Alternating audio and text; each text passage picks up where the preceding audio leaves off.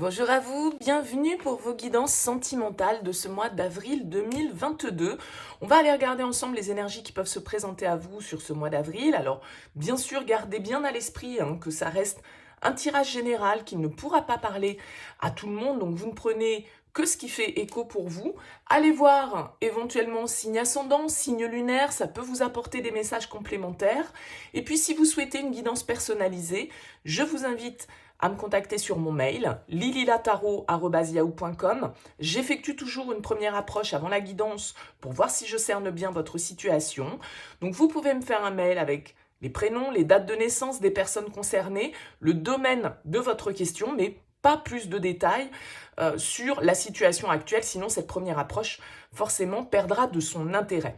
Alors on va regarder pour ce mois-ci, on va ressortir avec le tarot l'énergie qui était ressortie dans votre tirage général, qui est en ligne sur cette chaîne, que je vous invite à aller regarder également en complément. On fera un tirage relationnel avec le tarot, qu'on complétera avec l'améthyste love et une petite carte conseil. Voilà pour le programme, je vous souhaite une très bonne lecture, on se retrouve tout de suite. C'est parti pour vous les scorpions pour ce mois d'avril. Alors vous aviez eu le 9 de denier dans vos énergies sentimentales, dans votre tirage général que je vous invite à aller consulter. Alors la 9 de denier, c'est plutôt une énergie qui va nous parler d'estime de soi, qui va nous parler d'une certaine forme d'abondance. On a envie de prendre soin de soi avec le 9 de denier, on a envie de s'accomplir matériellement, financièrement, on a envie d'indépendance, on a envie d'autonomie, on a envie de profiter de de la richesse qu'on a pu générer, que ce soit la richesse affective ou matérielle, financière. Il y a vraiment une idée de retour sur investissement, de beauté, d'harmonie, de prospérité, de tranquillité. Il y a une forme d'estime de soi, mais aussi effectivement cette autonomie, ce bon égoïsme, on va dire, que peut inspirer le 9 de denier. Alors on va voir, j'ai déjà tiré les cartes au préalable, comme je l'expliquais, donc on va voir votre énergie, l'énergie de l'autre déjà, pour commencer.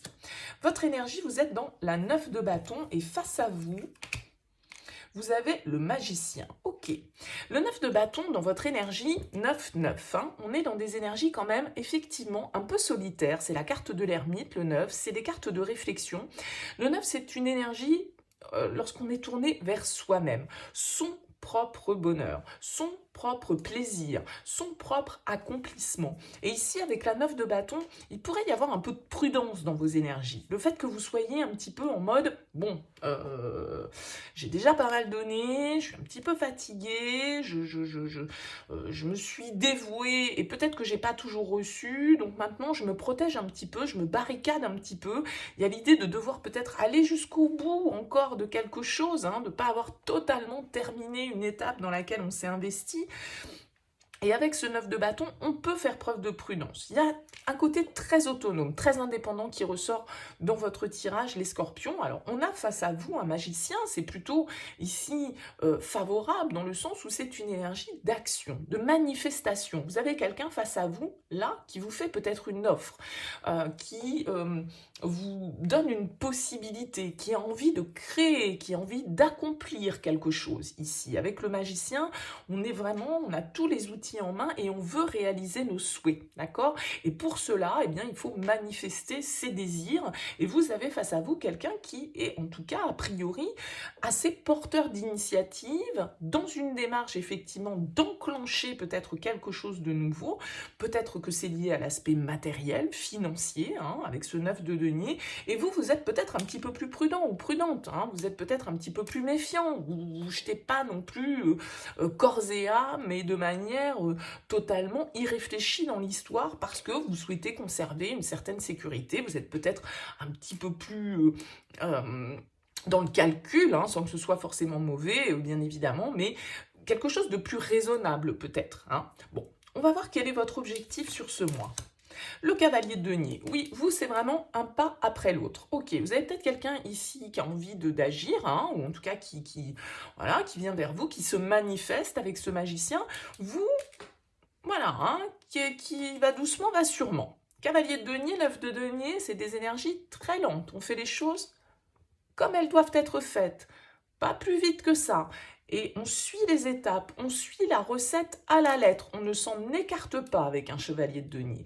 Parce que, voilà, on a besoin d'être prudent. On a besoin de savoir un petit peu vers quoi on va. On a déjà peut-être essuyé quelques revers et donc on est sur ses gardes, entre guillemets. Mais avec ce chevalier de denier, l'avantage, c'est qu'on construit sur le long terme. Le chevalier de denier, soit il est lent, hein, il avance pas forcément vite, mais par contre c'est le plus fiable du tarot, parce qu'il sait ce qu'il veut, il a un but en tête et il ne lâchera pas son objectif. Donc il y a vraiment une vision à long terme ici pour vous, et le fait que vous avanciez prudemment et lentement dans votre situation sentimentale.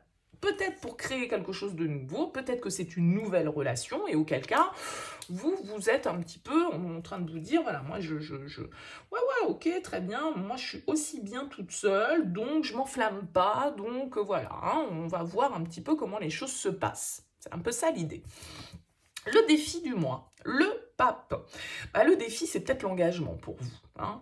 Le défi avec le pape, c'est peut-être justement trop de règles, hein, parce que là, je vous dis, vous êtes quand même hyper, hyper catégorique, enfin pas catégorique, c'est pas ça, mais bon, voilà, on fait les choses comme elles doivent être faites avec ces énergies-là, et ce pape, justement, c'est les règles, l'autorité, les traditions, le conformisme.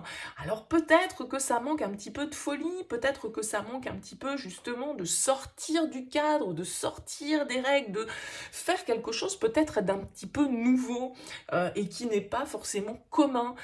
Ça peut être une relation qui sort un petit peu du cadre, un petit peu des normes, un petit peu de ce qui se fait habituellement ici et qu'il va vous falloir peut-être dépasser, hein.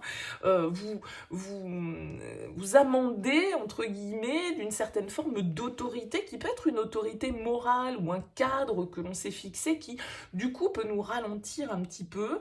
En tout cas, peut-être que c'est une notion d'engagement, hein, avec le pape aussi, c'est le contrat, c'est la sagesse, c'est une certaine forme d'expérience, de connaissance, qui nous permet justement, hein, de pouvoir eh bien, partager avec l'autre, hein.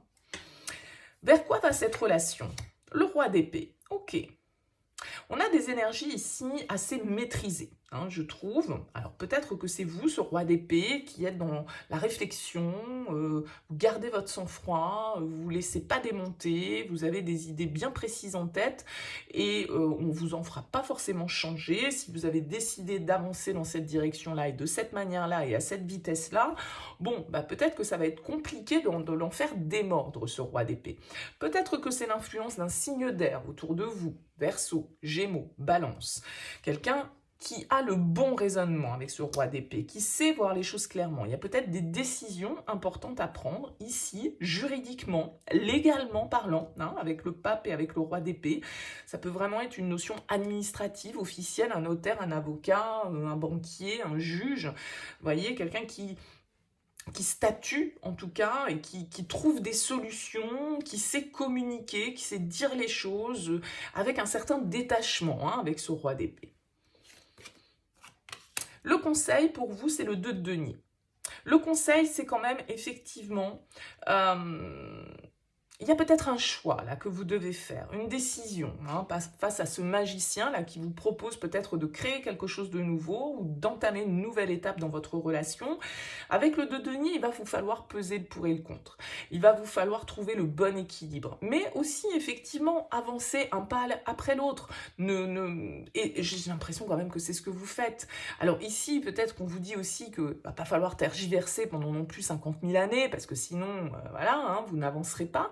Donc il faut avancer, même si c'est lentement, même si c'est un pas après l'autre, eh bien il vous faut quand même avancer, décider, d'accord? Avec ce 2 de denier et ce roi d'épée, il y a peut-être une situation qui mérite d'être analysée et qui mérite d'être tranchée sur ce mois d'avril.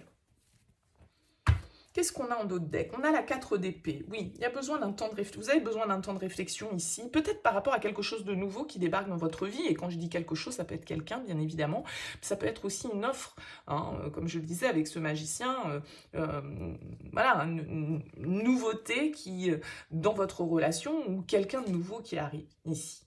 Et il y a une certaine froideur, il y a une certaine prudence, hein, qui ressort. Alors attention à trouver le bon équilibre dans tout ça. hein, c'est-à-dire ne pas s'enflammer, effectivement, mais en même temps ne peut-être pas être trop froid, trop distant ou trop lent. Bon, on va découvrir ici l'améthyste love pour vous, les scorpions. On nous parle d'âme sœur, d'instabilité, de bon raisonnement, de sagesse, la foudre et le nouveau départ. Ok. Alors ici, pour certains, il peut vraiment y avoir un coup de foudre. Hein. On l'a vu avec le magicien, on a l'âme sœur, on a la foudre. Il peut y avoir, avec cette carte du printemps, bon, on est en plein dedans, avec cette guidance d'avril, bien évidemment. On a aussi l'idée que ça peut être un bélier, un taureau, un gémeau. En tout cas, c'est une carte qui nous parle de renaissance, de renouveau, de nouveau départ. D'accord? Donc ici, pour certains, il peut y avoir une rencontre un petit peu inattendue. Ça peut faire écho à ce magicien qui est là, hein, effectivement, qui vous demande de la réflexion. Vous ne savez pas trop, peut-être pour certains, si vous devez y aller ou non avec cette relation instable. C'est on, c'est off, c'est oui, c'est non. Ceux de denier qui hésitent, qui jonglent, ils pèsent le pour et le contre. Vous essayez d'avoir le bon raisonnement ici. Vous essayez de voir ce qui est la meilleure action possible pour vous. Hein. Mais là, il y a une possibilité vraiment pour certains, entre le magicien et ces cartes-là, d'une nouvelle rencontre hein, qui débarque. On a l'addiction, on a le choix, ben oui, vous allez devoir prendre une décision ici. On a l'élévation, la paix, la réconciliation et la relation stable. Alors, on a la relation instable et on a la relation stable. Il y a peut-être ici un choix à faire pour vous, entre deux relations, entre deux personnes. Peut-être quelqu'un, effectivement, qui est rentré dans votre vie, un coup de foudre que vous avez vécu, quelqu'un voilà, qui est venu vous déstabiliser, vous perturber, et puis peut-être voilà, un lien un petit peu plus profond. Alors lequel, qui est qui dans l'histoire? Bon, ben, ça c'est vous qui le saurez mieux que moi, mais on voit ici que pour certains, il y a une décision à faire. Et ça peut être difficile parce qu'avec la carte de l'addiction, il y a de l'attachement.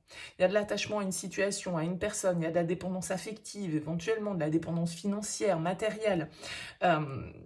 On a besoin ici de prendre de la hauteur, on a besoin de prendre du recul pour savoir quelle est la bonne décision. On nous parle quand même ici de réconciliation, hein, d'apaisement, de stabilité qui revient ici dans un nouveau départ. Donc, à vous de trancher, là, les scorpions. Peut-être que vous êtes face à une hésitation hein, entre deux personnes, pourquoi pas, c'est possible. Ouais, on a la magie derrière. Donc pour certains, entre la foudre, l'âme sœur, la magie, la paix, il y a quelque chose qui débarque, qui vient effectivement, alors peut-être vous perturber, c'est peut-être pour ça que vous êtes sur vos gardes un petit peu, c'est peut-être pour ça que vous y allez vraiment lentement, parce que vous prenez le temps de la réflexion, vous prenez le temps de peser le pour et le contre, vous prenez le temps de faire un choix, peut-être que c'est quelqu'un qui revient dans votre vie avec la réconciliation de manière un petit peu inattendue, hein, ça peut être quelqu'un du passé, bon, et vous savez pas trop en fait, si cette personne elle est stable aujourd'hui, parce que peut-être qu'elle ne l'a pas été auparavant. Ok, on voit que c'est quelque chose d'assez, qui peut être un petit peu fusionnel, qui peut être un petit peu passionnel hein, ici. Écoutez votre intuition, les scorpions, vous savez au fond de vous ce qu'il est bon de faire. Bon. Quel conseil? Vous avez le 6 de l'automne. C'est le 6 de denier qui vous dit « Le bien que vous semez vous revient. Rentrée d'argent inattendue, emprunter ou rembourser une dette. » Le bien que vous semez vous revient. Il y a cette notion d'échange, de retour, de karma aussi. Hein. Le 6 de denier, c'est une carte qui nous parle de partage, d'équité, de donner autant qu'on reçoit et de recevoir autant que l'on donne. Vous voyez, il y a une histoire de partage ici, de réciprocité qu'il est nécessaire de préserver et... parce que ici, on peut être dans quelque chose qui n'est pas équitable, vu que c'est instable. Hein. On peut donner plus qu'on ne reçoit ou inversement, bien sûr. Mais le pouvoir, il est entre vos mains ici, les scorpions. Le pouvoir, il est entre vos mains et vous avez la possibilité d'un nouveau départ beaucoup plus stable ici. Donc, dites-moi dans vos commentaires, bien évidemment, comment ça vous parle. C'est toujours intéressant pour moi. N'hésitez pas à liker si ça vous a plu, à vous abonner à cette chaîne également et à aller consulter votre tirage général qui va peut-être pouvoir vous permettre un éclairage supplémentaire. En tout cas, merci pour votre présence, merci pour votre écoute. Je vous dis à très vite.